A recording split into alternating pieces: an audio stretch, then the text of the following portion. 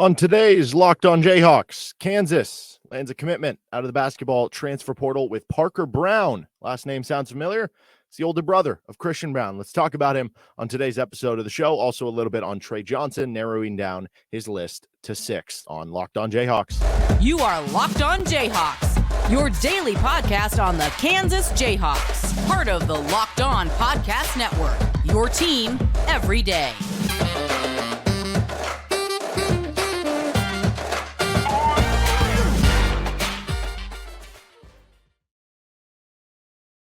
Welcome into another edition of Locked On Jayhawks. I'm Derek Johnson. You can hear me as well on Rock Chalk Sports Talk, Monday through Friday, 3 to 6 p.m. on KLWN in Lawrence, your flagship station in Lawrence.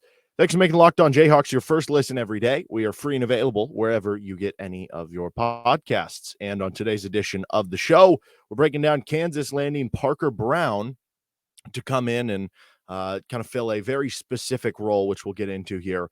In addition, we'll talk a little bit about Tre Johnson, who is the number one recruit in the class of 2024, narrowing down his list to 6, including KU being on it. Let's start right here, though. Kansas lands Parker Braun. Parker Braun began his career at Missouri. He actually, if we want to go further back, right, he was born on – no, I'm just joking. No, if you want to go further back, he spent his high school days playing at Blue Valley Northwest, which has been like the premier power program in the state of Kansas in basketball over the last, I don't know, whatever, decade, 2 decades or something like that. And, someday there's going to be I don't know, some story or documentary that needs to be made about the state title game between Blue Valley Northwest with Parker Braun on it against Lawrence High. Now, they played the next year, too, against Free State, I believe, or maybe it was 2 years after. But the one against Lawrence High, you had on that Blue Valley Northwest team Parker Braun, Christian Braun. You had a kid who ended up going to Tulsa. You had, I want to say it was Joe Pleasant, who ended up going to Abilene Christian and was on that team that upset Texas. You had a couple other kids that went to colleges, whether it was at the D1 or D2 level or the JUCO level or whatever. I mean, it was an absolutely loaded team, and Lawrence High mounted like a 15, 20-point comeback in the fourth quarter, nearly won the game. It was an unbelievable game. I want to know how that Lawrence High team almost won the state title over that team. Shout out to Mike Lewis for a great job that he's done there. But anyway, Parker Braun started at Blue Valley Northwest, and he was the older brother of Christian Braun. So he was a senior when Braun was a junior. And it was interesting because, with Christian, he was like a guard. I'm obviously, once he came to KU, he was a wing, but he was like the initiator. He was the ball handler when he was in high school. Parker Braun was the center, and he was the one who was, a little bit taller, and he was skinnier. And he ended up going to Missouri out of high school. I don't know if he was a walk-on originally at Missouri or on scholarship, but he spent a couple seasons at Missouri, and then he transferred to Santa Clara and was a pretty solid big for Santa Clara. He's going to be in his 5th year of college basketball, so this is his COVID year. This will be his last year of eligibility, so it'll be one and done basically there. And depending where you look, different sizes, different heights. You look at Santa Clara's website, it lists him at 6'10", 215 pounds. So a little on the lighter end, but, plenty tall. I think College Basketball Reference lists him at like 6'8". I would say when I watched him play in high school, I don't know, that feels like so long ago, but it seemed like he was 6'9" at the very least. So I'm erring on the side that he is probably more 6'9", 6'10", like Santa Clara listed him as. But I mean, he played 44 games at Missouri, played around 8 minutes per game over those years. So he was kind of just serving as a backup role big man. And then when he transferred to Santa Clara, he got a huge jump in playing time. Santa Clara was pretty good too. This isn't the case of a guy going to, some random mid-major and just starting on a bad team. Santa Clara was in the West Coast Conference, which is, one of the better mid-major conferences. You're talking about Gonzaga, BYU, St. Mary's, right? There's a lot of good competition in there. I mean, shoot, you look at Santa Clara, and they've put together some pretty good rosters lately. They had the Jalen Williams kid, or man, did he go to Loyola Marymount? I can't remember, but either way, West Coast Conference kid from last year that ended up being at OKC. This year, they've got the Podziemski, or however you pronounce a kid who might get drafted in the NBA. And Santa Clara this year finished 85th on KenPom, which is pretty high for like the, whatever they are, 4th place team or something in the West Coast Conference. And that was actually one spot ahead of Stanford. So if you were like, yeah, let's bring on Harrison Ingram, and you're not worried about the jump up in competition, then you shouldn't be worried about Parker Braun either. Now, obviously, the little apples to oranges, different position, former 5-star recruit, the numbers better for Ingram, all that stuff, whatever. But they're actually 6 spots ahead of Princeton too. I guess my point being is that don't hold it against him that he was only at Santa Clara. They were pretty good last year. And in 2 years at Santa Clara, he started 65 games and averaged 7.3 points per game, 5.5 rebounds per game, 1.8 assists per game, 1.1 blocks per game. He shot 65% on 2-point shots over the last 2 years, and he shot 28% from 3. So he can stretch it a bit, not ultra consistent, and he played 29 minutes per game. Obviously, he had a decision to make. He had a decision in the portal here with, was he going to go to another school where he could play high minutes per game and make an impact and get on the court more? Or did he want to come to Kansas where the minutes are going to be more limited, but he plays a specific role and tries to be on a winning team? And I think that that was part of the discussion. Like, there was some discussion, was he going to be, if he signed, was he going to be a walk-on or was he going to be on scholarship? And I think the idea for KU was they were going to try to get him as a walk-on, in-state tuition, brother played here, all that stuff. And then that would be able to, they'd have an extra scholarship that they'd check off the list from the NCAA IARP case to where they could be like, okay, we used one of the ones that we didn't use one of the ones we weren't allowed to use, and now we get an extra one for a future year. But I think in the end, from his camp, he was probably like, okay, well, if you offer me a scholarship, I'm comfortable coming in there and being the emergency center or playing backup minutes or whatever that role is. But if it's as a walk-on, at that point, I'd rather just have a scholarship somewhere else and play 25, 30 minutes a game. And so it kind of forced KU's hand to be like, okay, fine, here's the scholarship, right? But here's what I find very interesting. I was looking at his synergy profile. Parker Braun ranked in the 67th percentile in post-up defense. Solid numbers, lengthy big, over a block per game. But here's the real one. He ranked 86th percentile in post-up offense, including being in the 93rd percentile for his jump hook. So he's got a good hook shot. Okay, let me explain all this. You have a big man coming in, because I know there's some people who looked at this as like, Parker Braun, like, why are they not getting some 5-star recruit? Why are they not getting some high-level 4-star recruit? Why not this other like high-level transfer center? Kansas was in a space where they were not looking for that type of center, because if you added a freshman center who's a 4-star recruit, guess what? They're going to stick around for a year and then they're going to leave, because that's just what happens. Or if they were going after some big man who, is really good and was on the level of an Ernest Uday or Zuby Ejiofor, guess what? They wouldn't come to Kansas, because you have Hunter Dickinson. He's going to play 30, 32 minutes a night. I'm not coming in there to play 8 minutes a game. If I'm that good, I'm not coming in there to do that. For Parker Braun, it's a different story. And he views it as, well, I can play my 30 minutes a night, but it's going to be at a lower level, or I can really contribute at a winning level, but at a lower degree. And it's my last year of college. Like, let's do this thing. My brother played here. I saw he had such a great time. Like, let's do it. And so for KU, you were looking for a very specific, like, the way I viewed it is KU has 3 open scholarships. Now with Braun, they have 2 open scholarships. I don't know if they'll use both of them at this point, but the way I viewed it before they got Parker Braun was that they'd use one on a big man who would just be comfortable, being content being a backup big man, and then one on an impact player, whether that's a 4-man, whether that's a wing, whether it's a big wing, whatever. This checks that box. It is a center that you don't have to worry about coming in and being like, why am I not playing more? It's a center you don't have to worry about coming in and disrupting the locker room. It's a center you don't have to worry about coming in and being like, oh, how is he going to translate to Bill Self being tough coaching? His brother played for the coach, right? Like, he's played for good coaches too. So like, it's something where this is such a easy fit to bring in. And look at it this way. Parker Braun, 6'10", a little on the lighter side. Okay, Mitch Lightfoot was about 6'8", little on the lighter side. He could get pushed around at times. But overall, you're playing him 10, 15 minutes a game when David McCormick was here in his final season. And Mitch Lightfoot had a killer post hook. He was unstoppable with his right-handed post hook over his left shoulder. Parker Braun, 93rd percentile in his jump hook. Parker Braun is Mitch Lightfoot reincarnated for KU. Now, maybe he's not Mitch Lightfoot from Mitch's final season when Mitch was playing 15 minutes a game, because that won't happen for Parker Braun. That would mean Hunter Dickinson's only playing 25 minutes a game, or you're playing Parker Braun at the 4, which I don't really see those things happening. But point being, you wanted somebody who could come in and be comfortable being a kind of emergency big man, a backup big man that could give you solid play when they're in, that has some things you can go to, like that post hook, that is a solid enough defender, a solid enough rim protector, going to help you out in practice. And you didn't want to upset the locker room. You didn't want somebody, coming in and then is just going to transfer in a year. And you didn't have the opportunity to bring on somebody who is like, oh, they're an all-conference player at this other school. They're going to transfer into your school to play 8 minutes a game. That was never going to happen.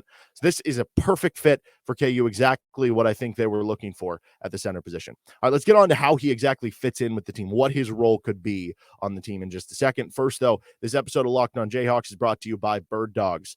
Birddogs are both comfortable, they fit super well, and they are absolutely versatile. So I got mine in the mail the other day, and I already love them. Put them on for the first time. Don't even need to wear, underwear, because it's got kind of the lining on the inside. It's super comfortable, and it's going to fit right on. It's got kind of the stretchy elastic waistband, so it's going to give you multiple options for how it fits, but it feels right. It's not tight. It's not one of those waistbands where it's like, tugging at you and you got the marks on afterward. No, it's nice and loose, but it has a little bit of adjustment there, and it's super comfortable from the shorts themselves to the waistband part. And they're versatile because even though they have like the comfort of gym shorts, they look like dress shorts. So you're going to be able to go out to, that nice bar, that nice dinner with your friends wearing them when it's hot outside. You're going to be able to wear them to nicer events that you normally wouldn't be able to wear something that comfortable to. So I'm excited all throughout the summer. It's obviously, 90, 100 degrees every day once we get into like June and July here in Kansas. You need shorts. You need good dress shorts. Perfect with Birddog. Go to birddogs.com/lockedoncollege. When you enter promo code LOCKEDONCollege, they'll throw in a free custom Birddogs Yeti style tumbler too with every order. All right. So Birddogs fit great. How does Parker Braun fit on the KU basketball team? So as I mentioned, KU was going to bring in a center who was like this first team all-conference pick somewhere else, right? That just wasn't going to happen. They weren't going to have interest. And you needed somebody who could have not be upset if they don't end up playing. So I think there's kind of two avenues of what's going to happen here with Parker Braun. As I mentioned, I think there are a lot of similarities here with Mitch Lightfoot. Not the strongest guy in the world, but is going to fight hard on defense, pretty good rim protector, and has a really good jump hook. Like he's going to get the job done for you as a backup, big kind of role. I think from a ceiling versus a floor, from a ceiling, he plays that role really well, and he's your backup center. From a ceiling perspective, he's the first center off the bench coming in for Hunter Dickinson, and KU is able to keep KJ Adams at specifically just the 4. And then that means if Dickinson's playing 30, 32 minutes a game, that Parker Braun is playing the other 8 to 10. He played 8 per game, or I think it was 9, over 9 per game as a second-year player at Missouri at the Power 5 level. And now he's added 2 years of that. That's some solid games in there. Like they get 11 and 9 or something like that against Gonzaga recently at the end of the season. That's going to be just fine. I think from a floor perspective, that's the ceiling, he's your emergency center in case of injury and or foul trouble. And maybe this is the more realistic one where Hunter Dickinson is playing those 30 to 32 minutes a night, and then KJ Adams is playing the other 8 minutes as your backup 5. And now you're covered at center. So you have all your minutes covered for, but you still need somebody. You need a practice body. You still need somebody in case, what if in that specific game, KJ Adams gets in foul trouble? What if Hunter Dickinson gets in foul trouble, which is something that Hunter has done a really good job of avoiding over the course of his career? What happens if somebody rolls an ankle and they're out for a game or they're out for a week? Do you have an emergency center you can bring in there? And Parker Braun should be able to do just that. So either way, it's an important position for you. You either have an emergency center or he's your backup center, depending how he does, depending what you want to do and how KJ Adams does. And that's ultra important. And it's somebody who's going to, they're not going to be an energy suck on the locker room because they know what they're getting into. They signed up for this. They signed up to knowing full and well Hunter Dickinson is here. They signed up for this with, their brother attending the University of Kansas and having, I'm sure a good ear for him on what to expect from the coaching staff to just around campus, stuff like that. So we'll see if they add anybody else because they do still have 2 scholarships left. So I guess would it be crazy if they tried to add another body at center, or maybe tried to add a walk-on center or something? No, just to get them another body? No, it wouldn't be crazy. But I think realistically, what I'm expecting at this point with 2 open scholarships, you now pretty much have the bare minimum coverage at every position. I think ideally you want to have 3 players that can play each position. At point guard, DeJuan Harris, Marco Jackson, Arterio Morris. Boom, you have 3 players who can play there. Shooting guard, you can play Arterio Morris, Marco Jackson, Nick Timberlake. Chris Johnson, Jamari McDowell. Boom, you have 5 players who can play there. Small forward, you have those same 5 guys realistically, but maybe more so Nick Timberlake, Chris Johnson, and Jamari McDowell, and Marcus Adams. So boom, you have 4 guys who can play there. At the 4, you have KJ Adams and Marcus Adams. Maybe you could stretch Jamari McDowell there, but that's the one where you probably need somebody else. So that goes in line with trying to get a big wing. And then at the center now, you have Hunter Dickinson, KJ Adams, and Parker Braun. You have your 3 bare minimum kind of coverage at that position. So you have 2 scholarships left. For sure, one of the scholarships needs to go to an impact level player. What I mean by impact level player has to be somebody playing 20, 30 minutes a night. Could be a starter, could be somebody who's just playing a lot of minutes off the bench. You need one of those, and preferably, specifically, probably has to be somebody who can play the 4 position.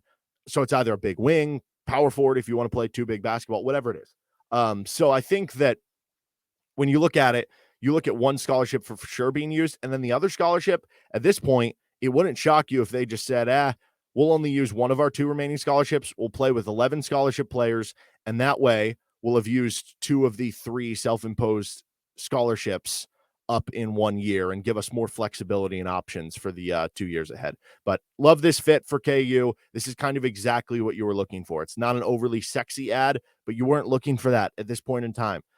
Sometimes it's okay. Like sometimes you can't fill out your roster with, 10 all-conference players. You need to fill out your roster with certain role guys, and Parker Braun is perfect for just that. Let's finish things up with Locked On Jayhawks on Tre Johnson. Released a top 6. Spoiler alert, Kansas is in it.